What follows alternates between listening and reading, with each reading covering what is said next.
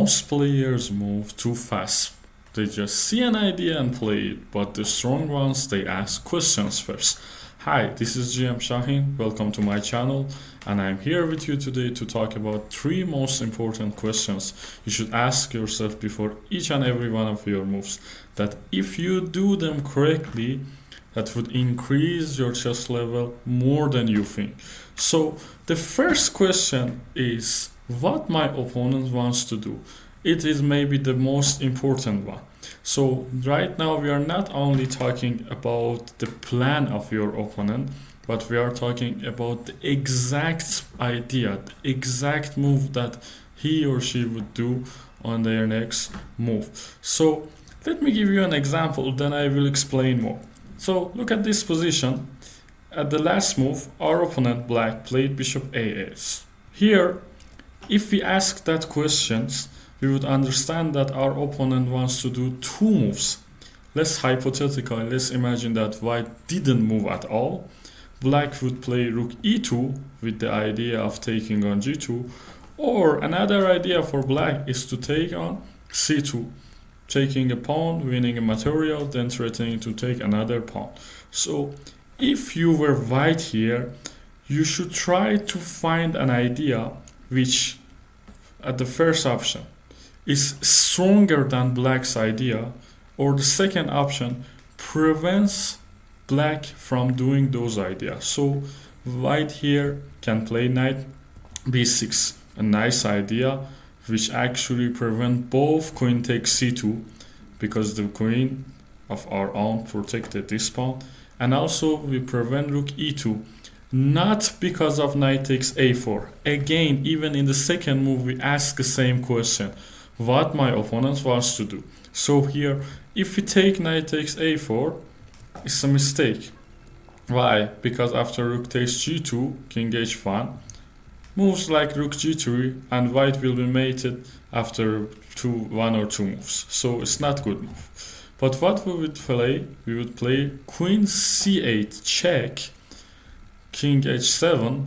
Now we would take the queen. The difference is here after rook takes g2, king h1, rook takes d2, we have queen takes a8, or any other moves of the rook. So with only asking this question, we would understand that knight b6 will work and our opponent doesn't have any of his threats. So he has to go back, return the queen to a6. We would take a8, queen takes a8. Again, we would ask the same question, what exactly my opponent wants to do. So why this question is important, guys? Before I move ahead, this question prevents many of your blunders. Doesn't matter your level, these 3 questions will help you do not blunder, or at least will decrease the number of your blunders significantly. So here again, if we ask that question, we would understand that our opponent wants to play rook e2, and after rook e1, nice move, we can stop their ideas, their threats, and our position is even better. Why? Because we have 1 more pawn in nearly endgame after the changing of the rooks. So these questions will help us significantly because it will prevent us from ignoring our opponent's threats and understanding that as well. Also, in some points, instead of preventing from your opponent's threats, you can try to prevent them by creating bigger threats of your own. But either way, asking these questions will help you significantly. So let's go to the second question and second example, guys. So the second important question that you should ask before each move is, what is the reason behind the move that I want to play? If you are considering any idea, any move that you want to play, you should have a great reason. Now, I'm not talking about simple amateur reasons like checking your opponent or like just playing because it looks good. No, we need a proper reason. So, for example, your reason could be you calculated far ahead, or your reason could be you improved one of your pieces and you had a long-term vision. For example, look at this position.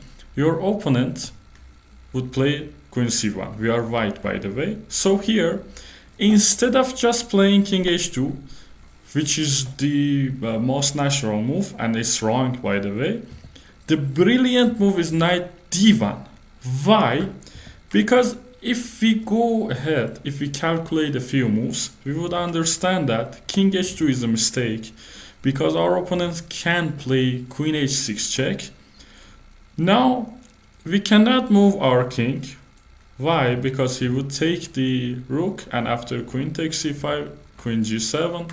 Even if we take his knight, he will take our own knight, and still black position is playable.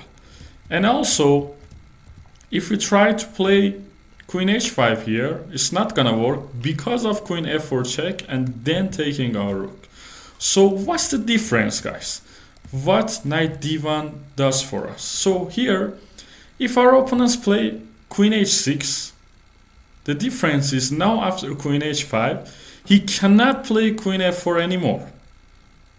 Of course, legally he can, but it doesn't affect our play because it's not checked. So we can either go back and we have a winning position.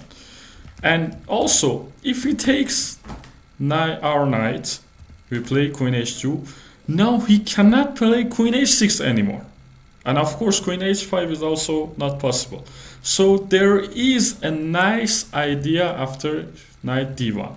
So do not play without thinking. Do not play because it looks like it's natural. It looks like it's good.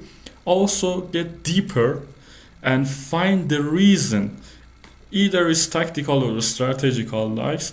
It should be a good reason. It should be a reason that any master can do. I will give you some examples. You either calculate those reasons, or you either think about improving your pieces, you either think about making weakness, you either think about creating some threats for your opponent. An additional point here, guys, is you should always consider your opponent's best move, not the worst one. You should not try to gamble your own way to win in the game. You should always consider that your opponent would play the best move that you are thinking of, that you are imagining. So after the best move of your opponent, you still on the game and you are still on track.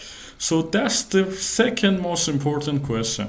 The first one was, what is my opponent wants to do exactly on the next move? I'm not talking about long-term plans, I'm talking about exact move. So here after queen c1, if you wanted to do the same idea, we would understand that our opponent wants to play queen h6, and after knight d1, somehow we would prevent that. And the second one was, what is the reason behind the move that we want and we intend to play?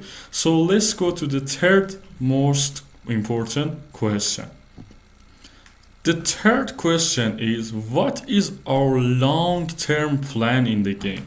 So here, after we ask ourselves what our opponent wants to do, for example, at this position it's obvious that our opponent wants to take our knight. And we ask the questions, what is the reason behind our move?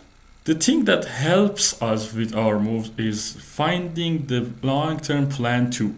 So here, if we just answer the second question is, okay, we want to take knight takes c4, that the reason of our move is just taking the pawn and just preventing our opponent to take our own knight, it still doesn't work, because our opponent would play rook c1, pinning the knight and the queen, and the position is still not that good. Rook e8, rook takes c4, now we are losing. So the long-term question, the third question, will complete the whole package. So here the black's best move is rook e8 first, threatening the queen, not defending the knight automatically.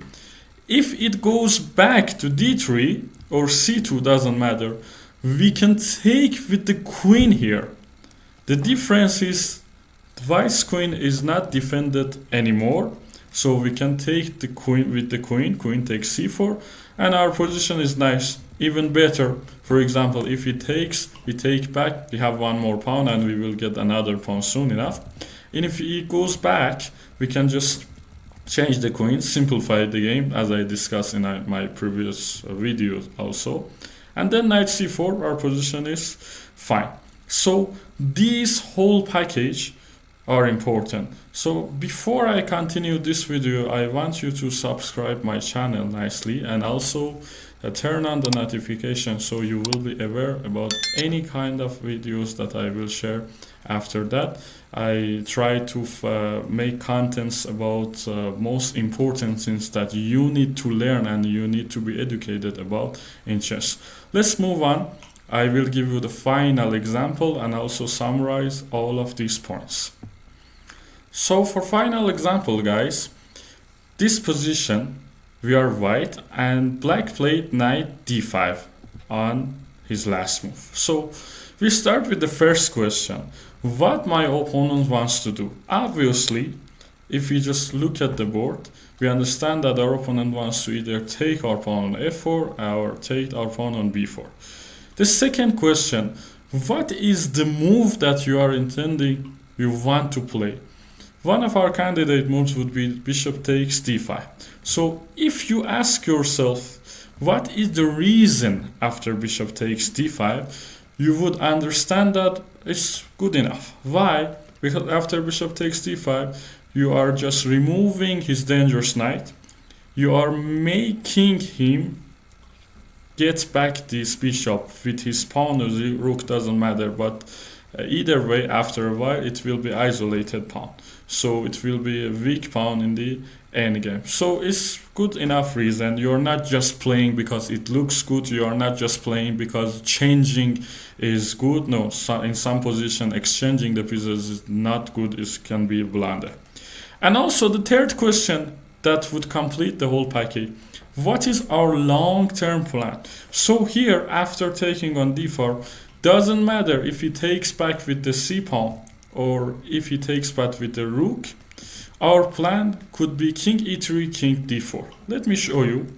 If he takes with c pawn, you will play king e3. Let's say you play king d6, you will play king d4, defending the whole package, and it's normal position. It looks fine. At least we are not losing.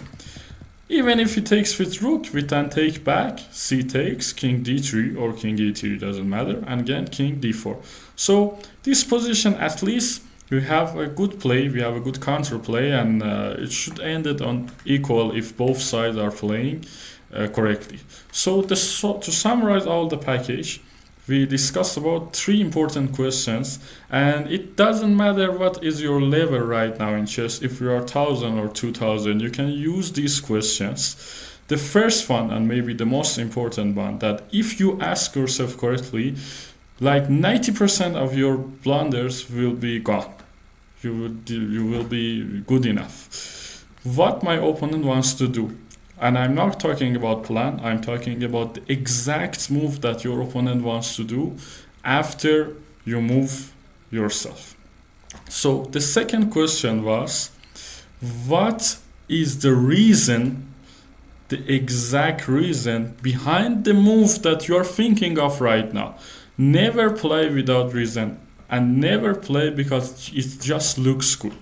And the third question is, what is your long-term goal? Sometimes your long-term goal can be attacking on your opponent's king. Sometimes your long-term goal should be simplifying the position, going to the endgame, and any other ideas, just playing for counterplay.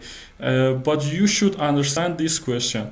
Now, for the final point, it is also important to work on your calculation, which I will discuss more in our next videos. But even if your calculation is not good enough right now, if you ask this question and if you think about this question in your time, the level of your play will increase instantly. I hope you enjoyed this video, guys. Subscribe it and wait for my incoming videos. Have a good day.